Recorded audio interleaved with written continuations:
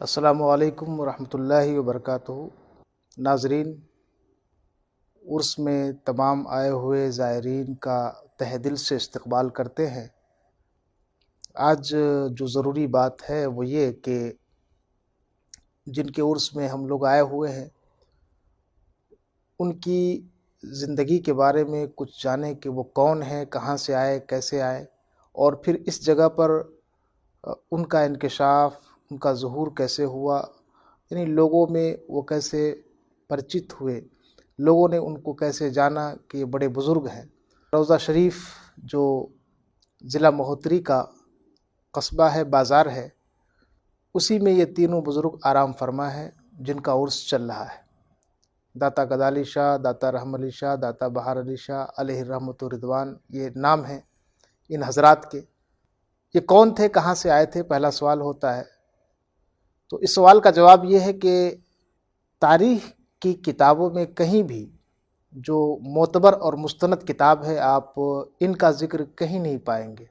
ان کے بارے میں جو کچھ بھی معلومات ہے، جانکاری ہے، وہ صرف بزرگان دین جو وہاں پر جا کر چلے کیے اور وہاں پر مراقبے کیے اور ان پر جو کشف اور الہام کے طور پر جو اللہ تعالیٰ کی جانب سے ان کو معلومات دی گئی، بس اتنا ہی ہم بتا سکتے ہیں۔ باقی کوئی کتاب، کوئی ایسی تاریخ نہیں جہاں پر ان کا ذکر ملتا ہو۔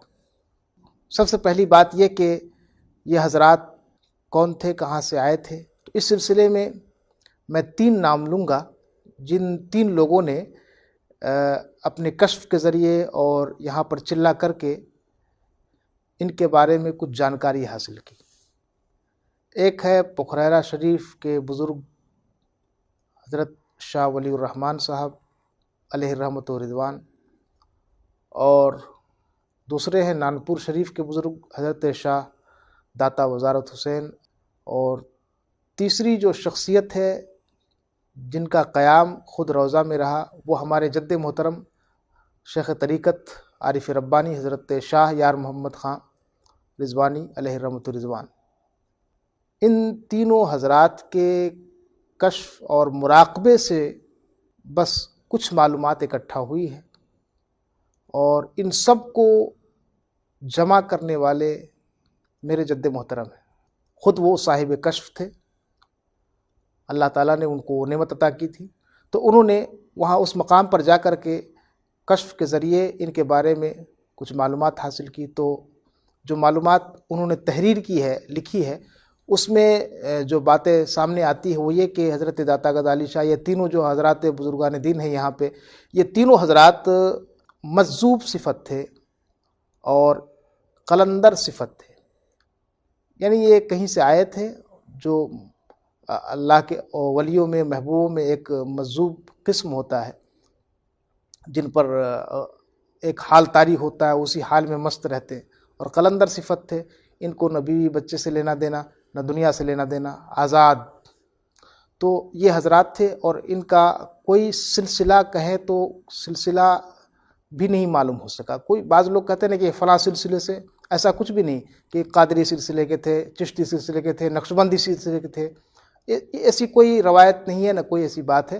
تو کشف کے ذریعے ہی جو کچھ معلوم ہوا وہ یہ کہ یہ مجذوب تھے، اللہ والے تھے۔ وہ یہاں آئے اور یہاں تدفین ہوئی، وفات ہوئی ان کی۔ پھر ہمارے جد محترم نے بیان کیا اور لکھا ہے کہ ان کو جو ان کے مرشد اور ان کے پیر و مرشد تھے، انہوں نے بتایا کہ یہاں پر 3 بزرگ آرام فرما ہے، تو یہ جا کر کے مسلسل کئی دن وہاں پر چلے کیے، اور پھر وہاں پر اس کو ایک قبر کی شکل دی، مزار کی شکل دی، اور کچھ لوگوں کے ساتھ مل کر کے وہاں عرس اور فاتحے کا آغاز کیا۔ تو یہ سب بانیان عرس میں سے بھی آتے ہیں، یعنی روضہ گڑھی کا جو عرس ہوتا ہے یہ در حقیقت ہمارے جد محترم صوفی یار محمد خان علیہ رحمت رضوان اور شاہ ولی الرحمن پکھریروی رحمۃ اللہ علیہ، ان بزرگان دین کی دین ہے کہ ان کے کشف کے ذریعے معلوم ہوا کہ یہاں بزرگ ہیں، نہیں تو کوئی نہیں جانتا تھا۔ تو چنانچہ انہوں نے لوگوں کو بتایا، اور پھر وہاں پر مزار کا ظہور ہوا، پھر وہ عرس اور فاتحہ کا آغاز ہوا، پروگرام ہوا، پھر لوگ کثرت کے ساتھ ان کی بارگاہ میں آنے لگے اور مرادیں پانے لگے، پھر تواتر کے ساتھ کرامتیں وہاں سے ظاہر ہوئی، جو آج دیکھ رہے ہیں آپ لوگوں کا ہجوم جو آتا ہے۔ تو یہ بس ایک مختصر سی زندگی تھی حضرت داتا گدال علی شاہ یا داتا رحمت علی شاہ، داتا بہار علی شاہ۔ نام بھی کسی کو نہیں معلوم ہے کہ ان کا نام اصلی نام کیا تھا، یہ سب بس ایک نام رکھ دیا گیا ہے، در حقیقت یہ نام بھی ان کے نام نہیں ہے۔ بہرکیف اس میں کوئی شک نہیں کہ وہ اللہ والے تھے، چونکہ وہاں روحانیت ہے اور لوگ وہاں کھینچے چلے آ رہے ہیں، جو ایک ولایت اور روحانیت کی کشش ہوتی ہے وہ یہاں موجود ہوتی ہے۔ تو یہ ان کی تھوڑی سی زندگی تھی۔ اب ان کے نام پر عرس شروع ہوا، تو عرس شروع کرنے والوں میں بزرگان دین تھے، نیک لوگ تھے۔ پھر دھیرے دھیرے یہ عرس میلے کی شکل اختیار کرتا گیا، اس میں کچھ غیر ضروری چیزیں آ گئی۔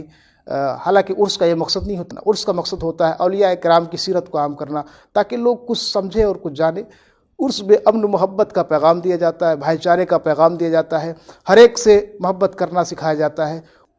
تو اس کام کے لیے اگر عرس ہوتا ہے جہاں سے امن و شانتی پیدا ہو، بھائی چارہ پیدا ہو، محبت پیدا ہو، تو عرس حقیقت میں عرس ہے، نہیں تو وہ ایک میلہ ہے۔